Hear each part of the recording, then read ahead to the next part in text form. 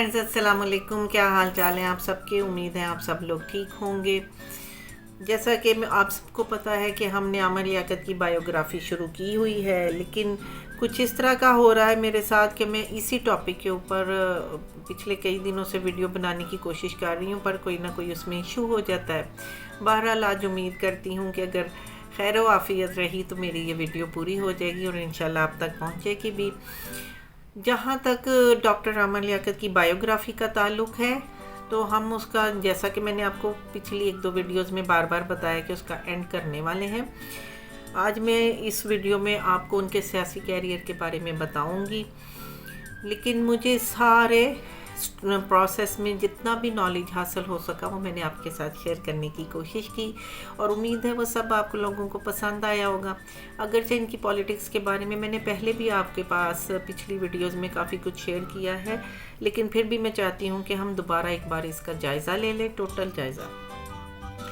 आमिर लियाकत सबसे पहले general election में नेशनल असम्बली के मेंबर के तौर पर इलेक्ट हुए, क्योंकि ये इलेक्शन का दौर था और अभी तक हमारी ये हुकूमत जो है वो पूरी तरह से डिक्लेयर नहीं हो सकी।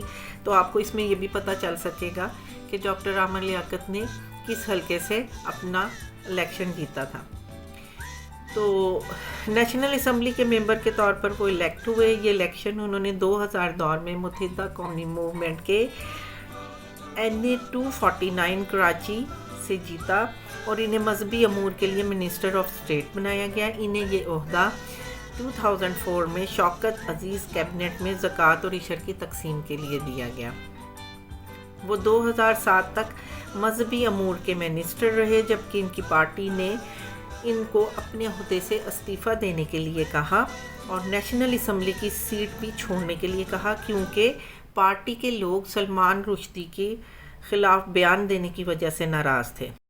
डॉक्टर आमिर साहब, सबसे पहले तो आप ये बताइए कि जो सलमान रुश्दी के ख़िलाफ़ कत्ल का फतवा दिया जा रहा है और स्पीकर पंजाब असम्बली अफजल शाही ने कहा कि मेरे सामने आ गया तो मैं इसको कत्ल कर दूंगा, ये जायज़ है? जी, बिस्मिल्लाहिर्रहमानिर्रहीम। ऐन ईमान का तकाज़ा है, जायज़ ही नहीं है बल्कि ऐन ईमान का तकाज़ा है। और जो कत्ल का फतवा जारी किया गया है कोई उजलत में या जल्दबाजी में नहीं। 1988 से जब से इसकी ये किताब मंजर आम पर आई है, 1989 में ये वाइकिंग पब्लिकेशंस के ज़रिए पेंगुइन पब्लिशर्स ने इसको शाया किया।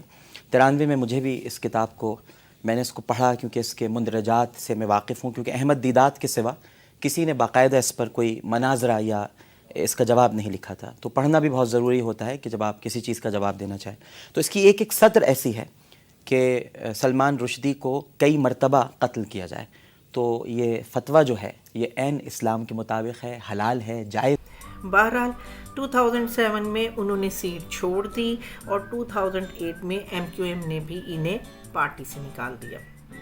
2005 में जामिया बी नूरिया के विज़िट के दौरान, जैसा कि मैंने आपको पहले भी बताया, इन पर हमला हुआ, लेकिन एक जगह पुलिस ने ये भी मौक़िफ़ दिया कि उन पर कोई हमला नहीं हुआ था, बल्कि सिर्फ लोग नारे लगा रहे थे। फ़कत वल्लाहु आलम कि उस टाइम पर क्या हुआ, लेकिन बहरहाल उसमें मैंने आपको पिछली वीडियो में एक पूरी तफसील इसके बारे में दी हुई है कि किस तरह से उन पर हमला हुआ और वो फिर एक गर्ल्स हॉस्टल में छुप गए और फिर उन्हें रेंजर्स जो है वहाँ से निकाल कर लेके गए। महमूदा सुल्ताना फाउंडेशन ट्रस्ट की तरफ से हम आपको 1 लाख रुपए देंगे। 5 लाख रुपए अपनी तरफ से देना चाह रहा हूँ इस बच्ची को। मेरी तरफ से 50,000 रुपए इनके लिए। 2 लाख रुपए मैं इनके लिए भेज रहा हूँ, इस बेटी के लिए। महमूदा सुल्ताना फाउंडेशन ट्रस्ट की तरफ से मोहम्मद अली के लिए मैं 3 लाख रुपए देने वाला हूँ।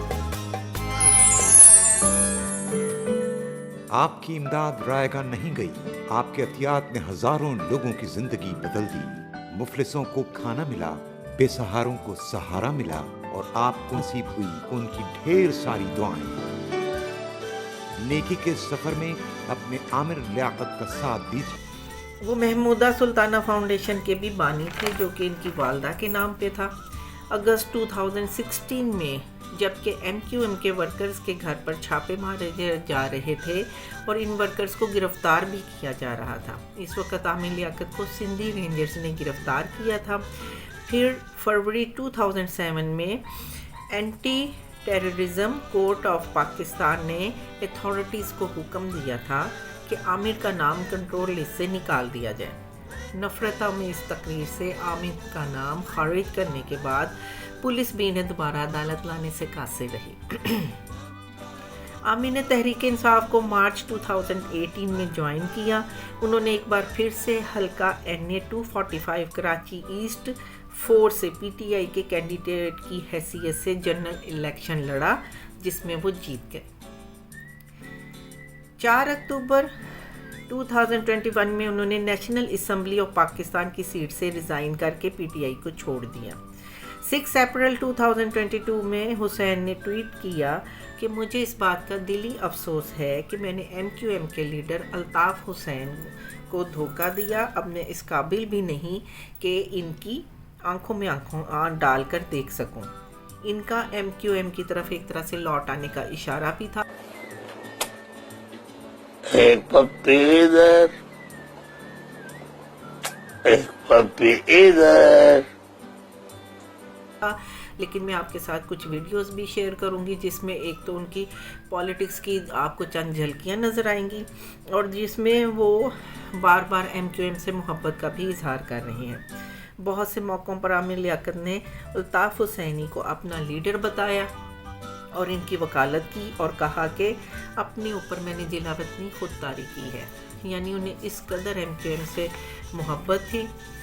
तो इसके अलावा ये इनका टोटल सियासी कैरियर था, जो अच्छा था या बुरा था, मगर वो अपने वालिद की तरह सियासत में ना सिर्फ शामिल रहे बल्कि हर तरह की सियासी पार्टी का मज़ा भी लेते रहे।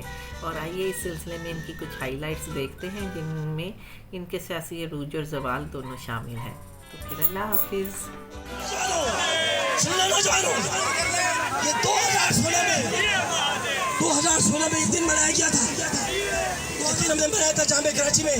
मत भूलना उसको जिससे तुम्हें नजरिया दिया है।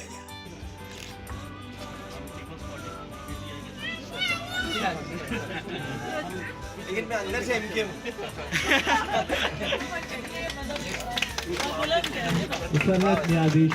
मेरे कायद अल्ताफ हुसैनी है। डेढ़ से इंस्टीट्यूट की जानिब से ये फिल्म पेश की जा रही है डॉक्टर आमिर लियाकत हुसैन को।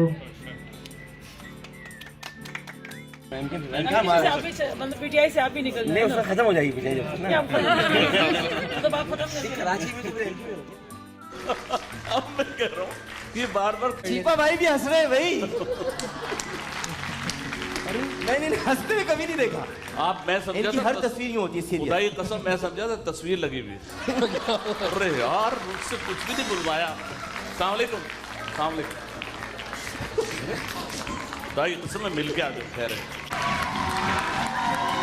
ठीक ठाक, मैं अंदर था सबके पास। मतलब हमें मजाक किया ना, मैं जब आया तो मैंने कहा यार भाई आज तो आपने खत्म कर दिया भाई। जो एक बोतल आपने खून कल दिया है ना,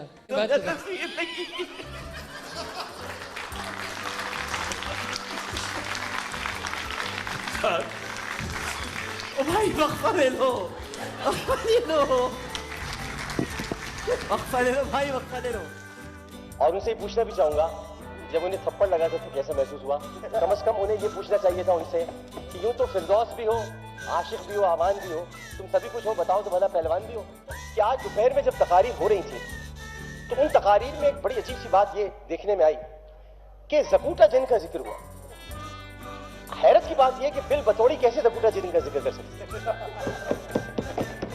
जब ज़कूटा जिन का जिक्र हो तो वो ऐनक वाला जिन आएगा ना उसके लिए।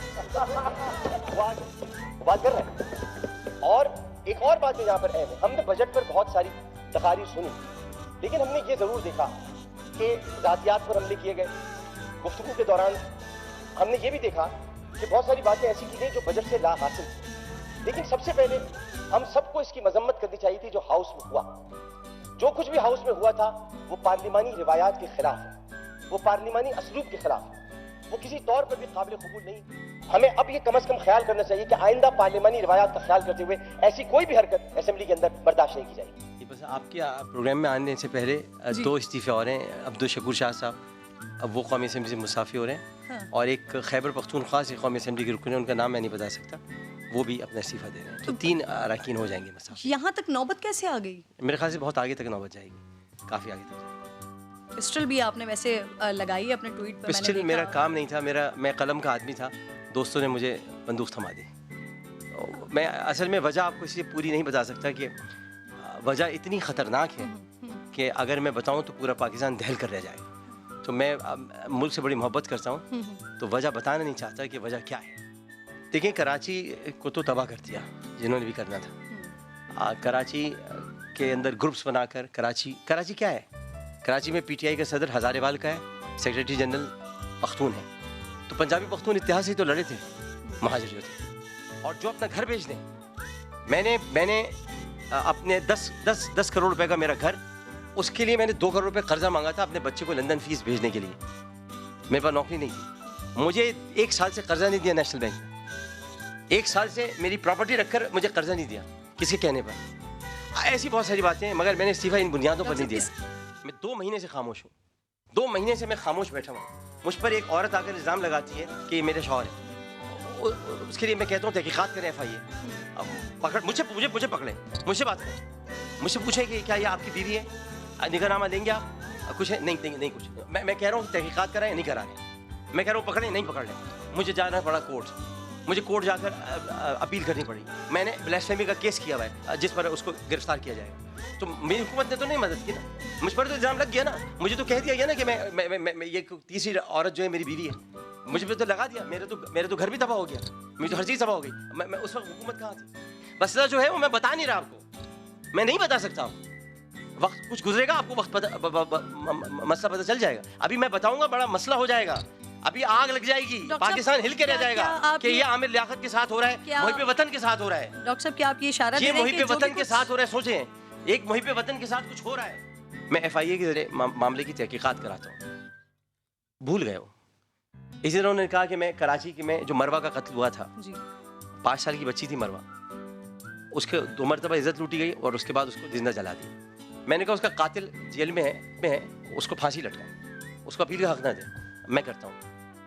मैंने कहा माहम की इज्जत लुट गई, उसको जेल में ना रखे, उसके कातिल को फांसी। मैं करता हूँ। मैं कब तक बच्चियों की इज्जतें लुटता अपने हल्के में देखता रहूँगा? कब तक? मैं कब तक जो बुनेर के पठान आए हुए उनके पास जाकर दादरसी करता रहूँगा? क्यों नहीं लटकाते हम फांसी पर? ये नामर्द बनाने का ये कौन सा फार्मूला है जब तक तैयार नहीं हुआ? मेरा रिकॉर्ड पूरे पाकिस्तान के सामने, सबके सामने। मैं जो कुछ मैंने किया वो दुनिया जानती है। मैंने इस मुल्क में कई बच्चों के दिलों के सुराख बंद कराए, मैंने कई घरों में राशन तकसीम किया है। मैं एक सच्चा और अच्छा पाकिस्तानी हूँ। मेरे माँ बाप एक सच्चे अच्छे पाकिस्तानी थे। मैंने जो कुछ भी किया है, मैंने अपना घर बेच डाला अपने बच्चों की फीस के लिए, लेकिन मैंने हाथ नहीं फैलाया। मेरे पास नौकरी नहीं थी, मैंने किसी से कोई बात नहीं की। पाकिस्तान का मैं सबसे बड़ा एंकर हूँ और मेरे पास नौकरी नहीं थी। मेरा एक घर था क्लिफ्टन में, वो मैंने बुशरा के नाम कर दिया। एक मेरा घर है डिफेंस में जो बच्चों के नाम मुझे करना है, इस वक्त मेरे नाम है। और एक खुदादात कॉलोनी में मेरा आबाई घर है मेरे माँ बाप का, जहाँ पर मैं रहता हूँ। एक तारिक रोड पर मैंने घर लिया था, जिस पर रखकर मुझे 2 करोड़ रुपए खर्चा चाहिए था, वो मैंने बेच दिया बच्चों की फीस के लिए। तो अब आप मुझको ये बताइए कि मेरे पास क्या है? मैंने तो नहीं कमाया यहाँ से, मैंने तो इलेक्शन जीत के पैसे नहीं कमाए, और उन्होंने तो बड़े कमाए। अब मैं ये ब्रेकिंग चला दूं अगर आप कहें तो। आमिर लियाकत हुसैन 2023 का इलेक्शन आज़ाद हैसियत में लड़ेंगे? अगर इलेक्शन होंगे तो। बड़ी बात कर रहे हैं।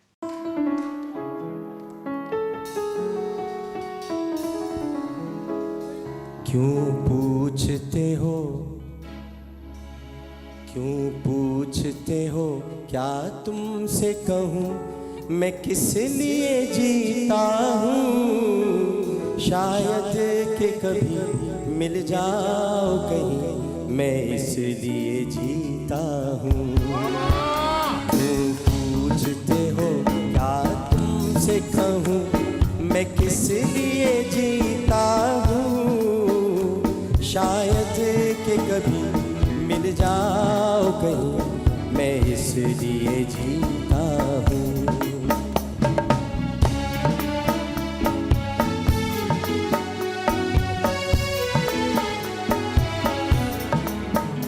जीने का मुझे कुछ शौक नहीं,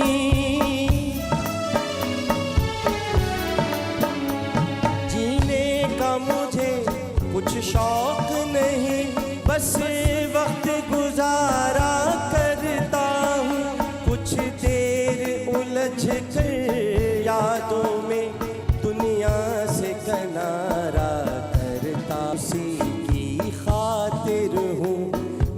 इसलिए जीता हूँ शायद